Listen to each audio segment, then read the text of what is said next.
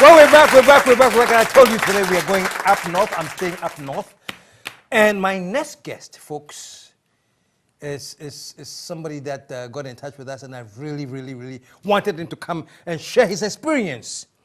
He's now behind an organization called LOAD, L-O-A-D. And the full meaning of LOAD is Life Out of Alcohol and Drugs. He was a drug addict and a severe alcoholic, and he's been able to come out of it. But he has so much to share with us, especially people who are either on that, addicts who want to get out, or family members that you know of. Please pay attention.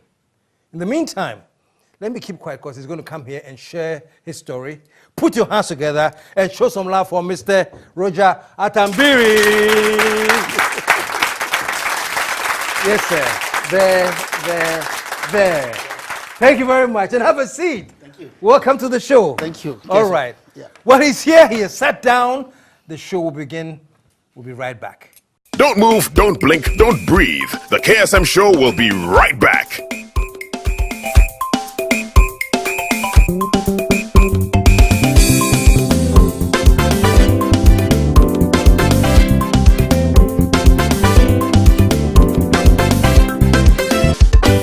The KSM show. Welcome to the show. Thank you, Jason. It's good to have you here, man. Thank you.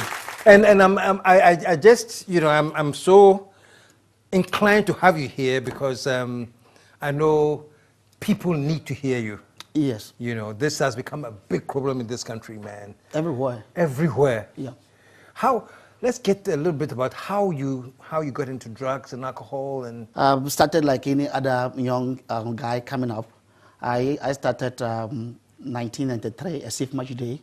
I was by then in Bolgatanga Secondary School. Mm-hmm. We normally converge at St. John's Park, then now Ramsey Sports Stadium near the Catholic Church for the safe match activity. So after the safe match activity, we normally go home and change, or some of us change around the area to entertain ourselves. There's a place known as Black Star Hotel. So it was one of those days, 1993, that I experimented or tried with alcohol. But before then, those days, we used to receive letters in the dining hall. And it was the joy of every student or male student to receive letters from various schools or different schools. So we were all looking at a platform to be able to woo or attract a lady that will be writing you letters. So we needed friends or girlfriends from various schools. And the good platform to get those ladies were the Black Star Hotel after the safe match program. Then we used to call it afternoon jam. So we had finished the program, went home, changed, came into the place, and I'm the shy type. I find it difficult to mingle with the opposite sex. So my friends were pushing me, urging me to talk to them, dance with them, but I couldn't do that. So one of them suggested that we go and do pito. Now if I get myself or get one calabash of pito, I would gain confidence to be able to talk to a lady or dance with a lady. So that attracted me, and we went behind Black Star Hotel, and I picked my first calabash. Wow. And after that, I came back, and the feeling was different. The clouds, the weather started changing, and everybody was more or less becoming a kid or a smaller person before me. I had this feeling that I have never felt before. So I then requested for a second calabash. So we went back for the second calabash, and the rest is story that I have from friends. I fainted. I'm told that when I got back in, I tried to climb the speakers. I was just dancing, jumping. You were trying to climb the speakers? Yes, dancing. I was so happy, full of excitement. And I woke up in a friend's house late that night, around 10, thereabout p.m. And I asked him what really happened. He said I had fainted and they brought me here. So my things were washed. So I vowed that I will never take alcohol again, because if my father get wind of the information, I'll be out of school. He never took alcohol throughout his life. He's the teetotaler type. He has never touched alcohol. And a disciplinarian. I said, if he gets wind of this information, wow, I'm dead. So I vowed not to drink alcohol. I went back to school. I was a footballer, played in almost all the schools, active football, almost all the schools that I've attended. Preparatory school, Big Boss, Navrongo Secondary School. I played my last active school games in 95, Milo Games 95 in Sunyani. And I vowed that I will never drink alcohol again. I'll concentrate and learn and also pursue my footballing career. So we went to Tongo again, a festival that we won the match and we wanted to celebrate.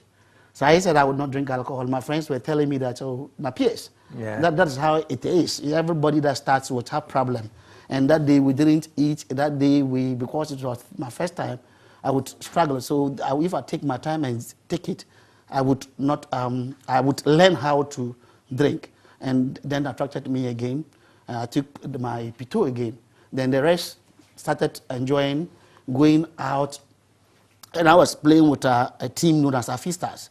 We were made up of students, but had a team in town. A large chunk of the players were students from various schools. So if we were playing the league, any time that we have a league match, they'll go around the schools and bring these players. Assemblers, like we used to call each other foreign-based players. We're only professional team playing in Bolga because the players are invited they bring them from various schools to play. And after we have victory, our managers will give us money to buy things back to school. And we use the money to fund our drinking habits and went into cigarettes. With alcohol, it gets to the stage that the quantity that you used to take doesn't give you the effect. So you have to increase. The tolerance effects. If you were taking 2 or 3 bottles, now you get a certain effect. It gets to that level, that a stage that you need to take more of the substance to be able to attain that effect. So we increased the dosage, went into the local, the spirits that we normally do foundation before we drink, the P2. We eventually left the P2 and moved to the Guinness, beer, and the local stuff. Then I completed Bolgatanga School and went to Navrongo Secondary School and met new friends again and a new environment and a new stuff when it comes to alcohol.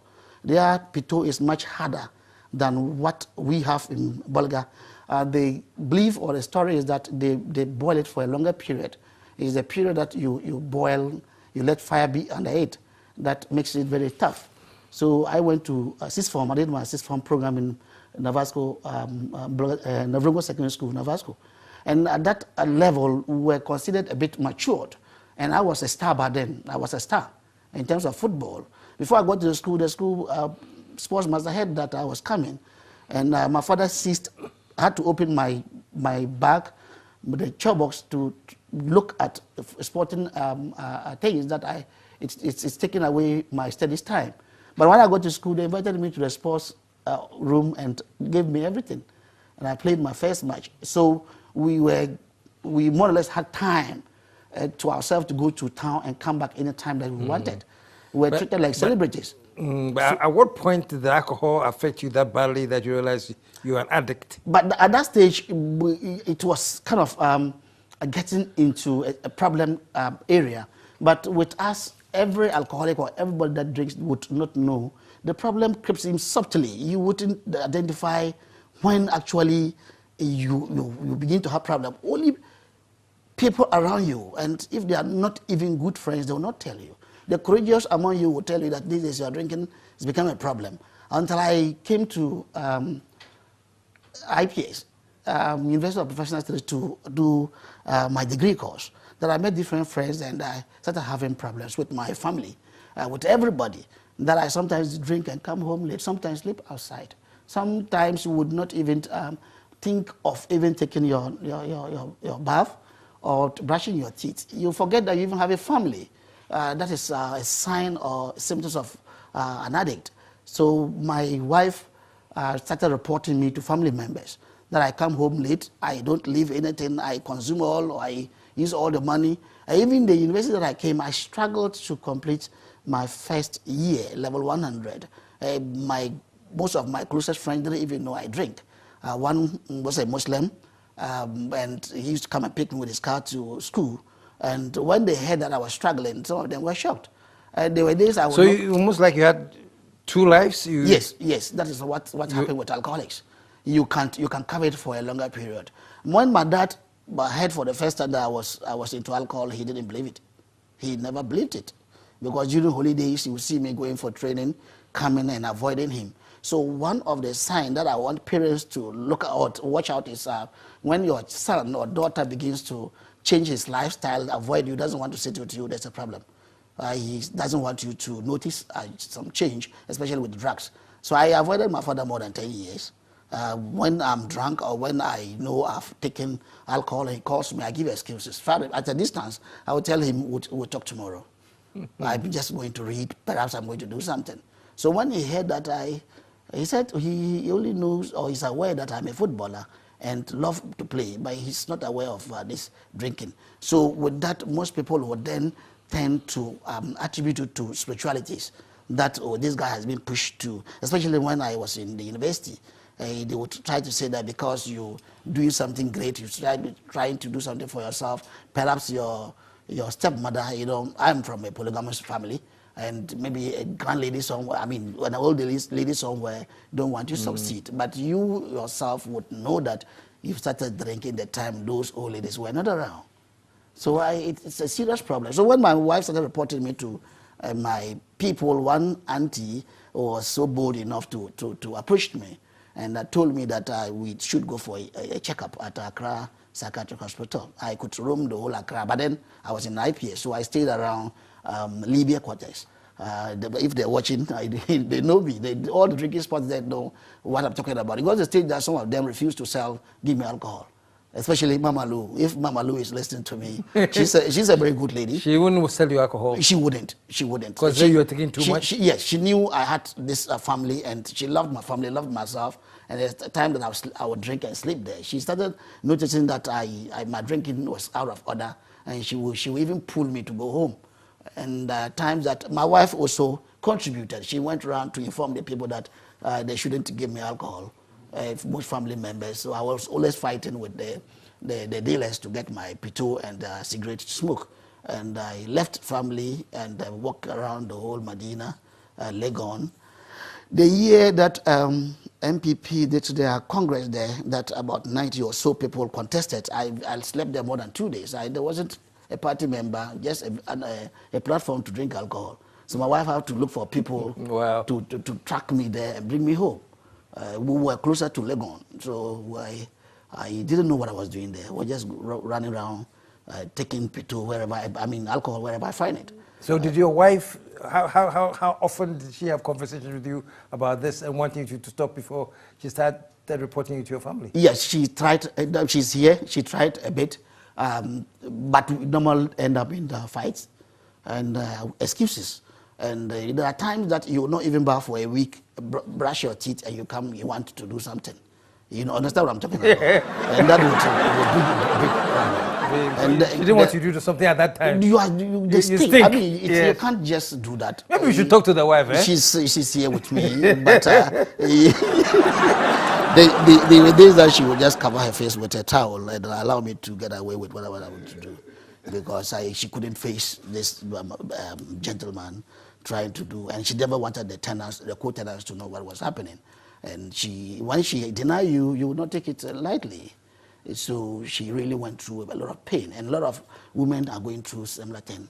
And she reported me to my auntie, everybody. My father traveled from Bolga to Accra because of this problem, just to settle some few problems. He went back, and the whole thing went bad again. So my auntie then gave me conditions. She was supporting me financially. I was schooling and also supporting the family. And she came and told me that if you don't go for a checkup, I shouldn't call her again. So I said, where? She said, we're going to Accra Psychiatry. I said, Psychiatry, I'm not mad, but Psychiatry, why psychiatric? He said, the way you are drinking and not sleeping, they're just going to look at you. It's not for...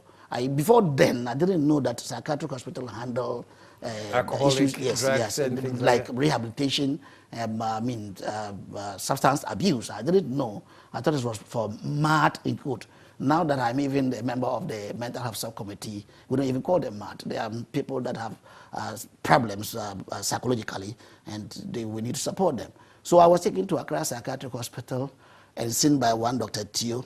He assessed me. And I said I was at the latter part of my addiction. I was addicted to alcohol and had insomnia because I wasn't sleeping. I would roam the whole Medina, around Flemish, around ADB Bank. And You be roaming around? Yes. Sometimes I have ever walked from Circle to Medina before, just to keep my money and drink. And I walked to the Medina the next morning. And when I knocked at, my wife looked at me, she started crying. And it was after Accra Psychiatric Hospital that I found myself one day at Panta. I had fainted somewhere. My wife organized and they picked, we were closer there. So they picked me to Panta, and the next day it was left off the hook because of lack of base. So eventually went home, then they took me around spiritual prayer camps, traditional healers, and all sort of, I can't count them, traveled to Burkina Faso, to Nigeria, a lot of places, trying, looking for a solution. Wow. And eventually, I want Mr. Sipsa, on one Pastor Bongo, he's the pastor with the Fountain Gate Zaledico branch. He is a fire officer, and I am also a fire officer. He then approached the authorities in Bolga and told my dad that there's a place in Ankafo that they would can rehabilitate me. So you ended up at Ankafo? Yes. I got the rehabilitation? Yes, this is my certificate of fitness from Ankafo Psychiatric Hospital. This is the receipt of the bill that was paid. I got to Ankafo 22nd November 2011. That the bill will show you. Yeah. Yeah. Stick around, folks. It's getting very exciting. Yeah. We'll take a commercial break. We'll be right back. It's gonna get sweeter than guinea fowl. It's the KSM Show.